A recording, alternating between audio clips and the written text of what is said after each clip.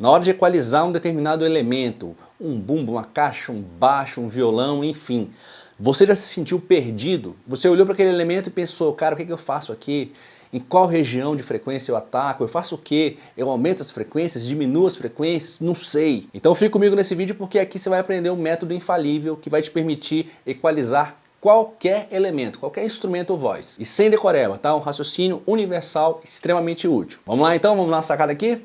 O que é a tal da análise de contexto, né? Para você definir o que de fato você tem que fazer em um elemento. Vamos lá. Ó, você vai fazer um diagnóstico, tá? Utilizando algumas perguntas que eu vou passar para você aqui.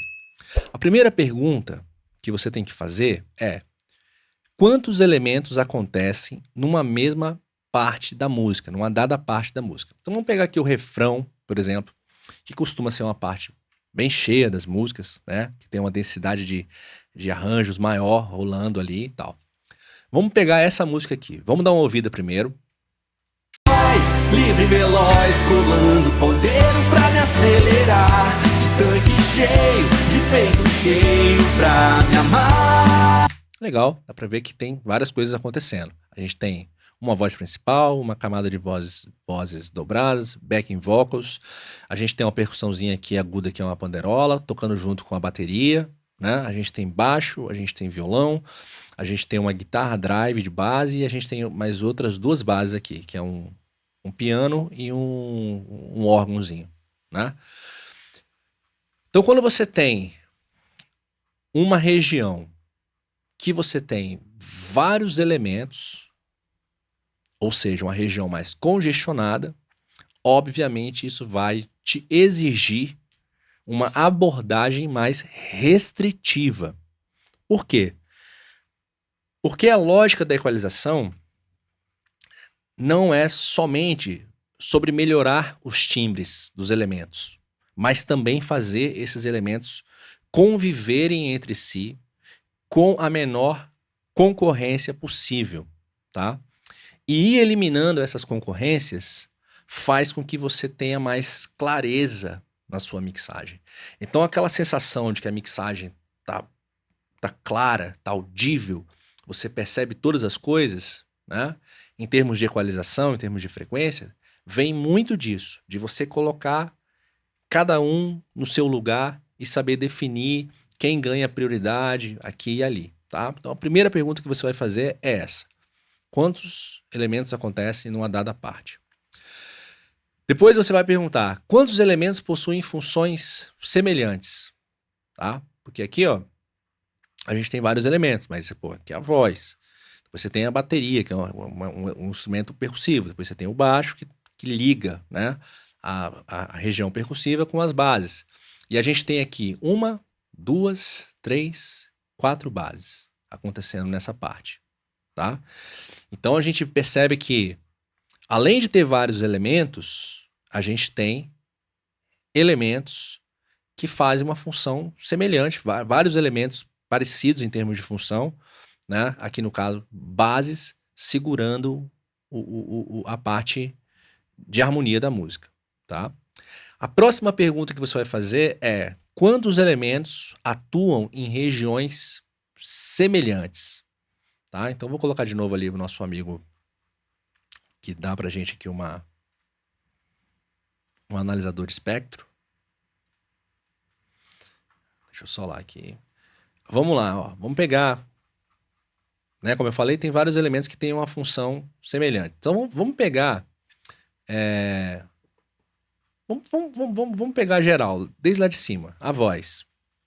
Voz, livre e veloz, colando ponteiro. A gente vê que ela atua pegando essa meiuca toda aqui de frequências, né? Vamos pegar o bumbo. O bumbo vai desde os subs até os agudos. Pega a caixa.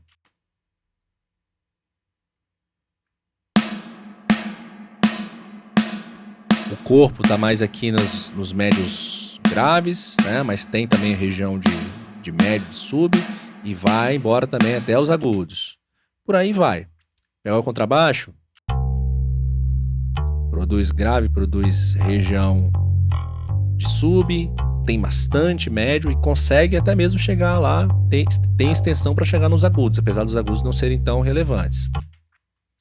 Pegar o violão. Oh, caramba, fechei o negócio.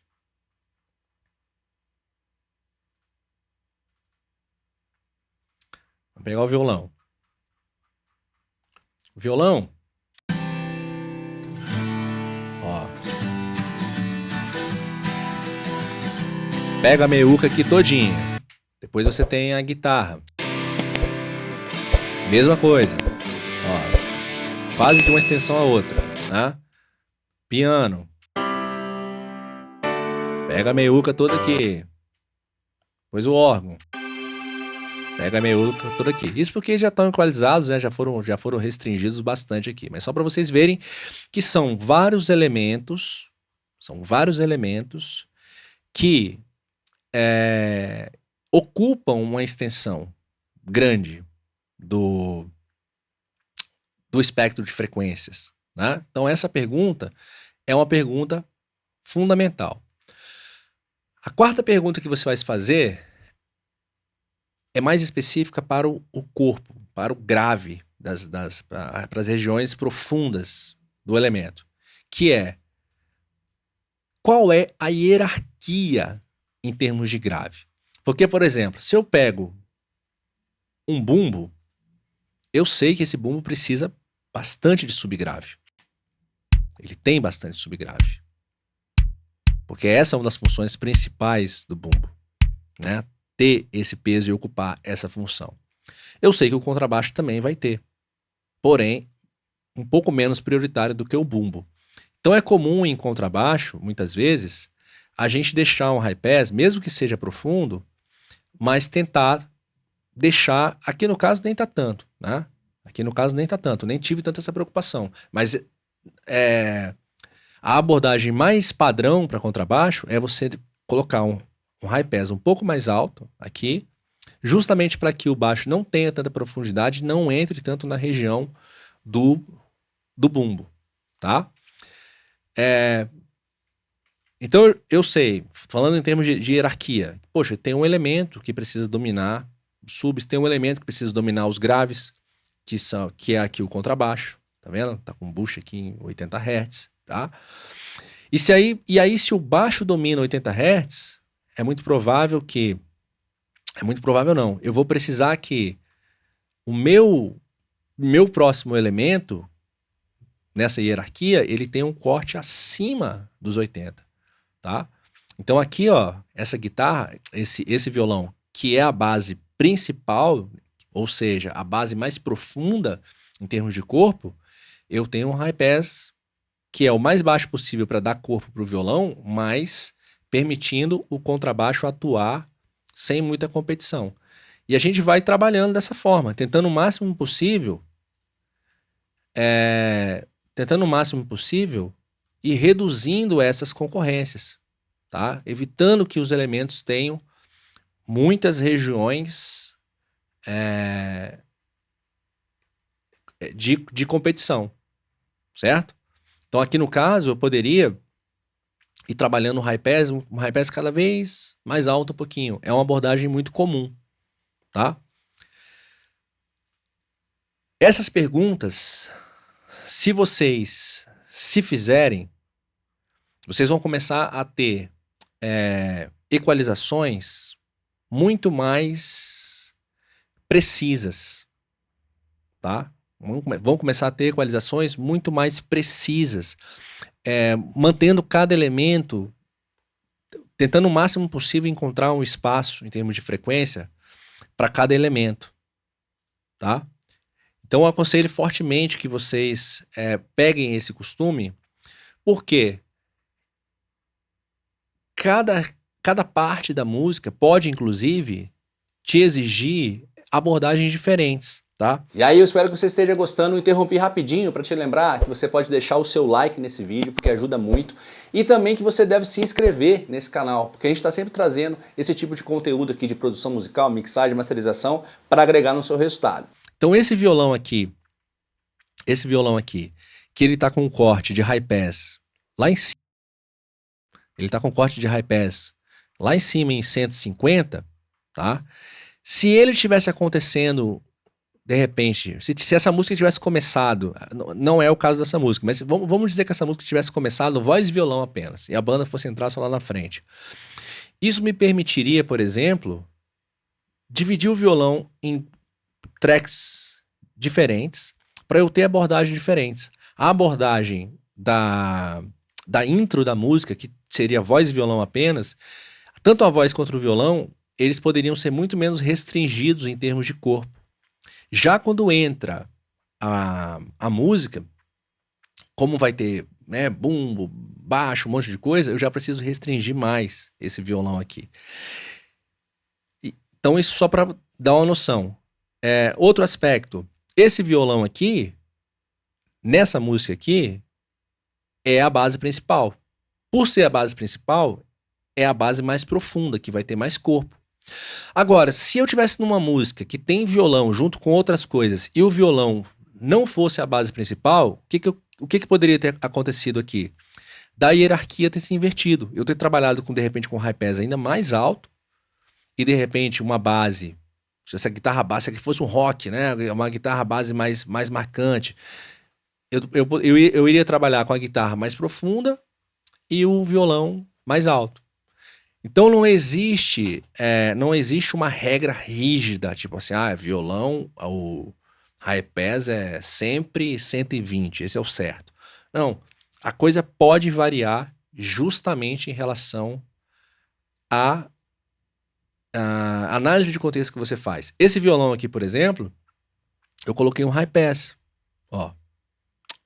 coloquei um low pass, tá restringindo aqui os excessos de agudo. Por quê? Porque violão de aço é um elemento que produz muito essa região aqui de super agudos, mas no caso dessa música, nessa parte principalmente, em que eu tenho inclusive uma panderola, que é um instrumento bem agudo tocando, eu tenho os pratos da bateria, né? Como eu tenho outras coisas que devem dominar essa região, o que eu fiz?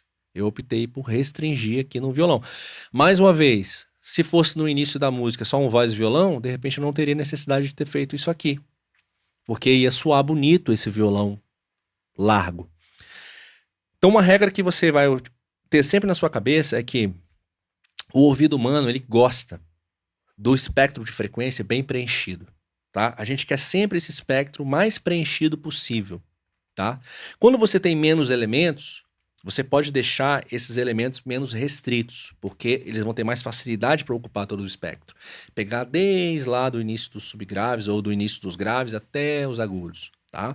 Quando você vai aumentando a densidade de elementos numa mesma parte, você precisa restringir cada vez mais para reduzir essa concorrência e permitir cada elemento estar no seu devido lugar. Então é isso, pessoal. Eu espero que vocês tenham gostado. Se ficou alguma dúvida, deixa para mim aqui nos comentários. E se você gostou do meu trabalho e quer continuar aprendendo com a minha didática, eu vou te dar 3 caminhos aqui. Primeiro, você pode fazer o meu curso completo de mixagem e masterização, o Total Mix Master. Você vai se tornar não só um mestre da equalização, mas de todas as ferramentas nessa arte. Você pode também comprar o meu template de mix e master, que é um arquivo do Reaper que você vai abrir aí um projeto aberto, vai jogar suas gravações ali para dentro e pronto, mix e master profissionais automáticas para você. E vale lembrar que esse template também é uma baita ferramenta para quem está estudando. E por fim, você pode vir fazer parte do CISI Club, que é o meu clube online de produtores musicais. Lá, dentre muitas coisas, você vai poder trazer o seu resultado para eu ouvir com calma e te dar um feedback completo, passar um raio-x aí no seu resultado, dizer para você o que você está acertando, o que você está errando.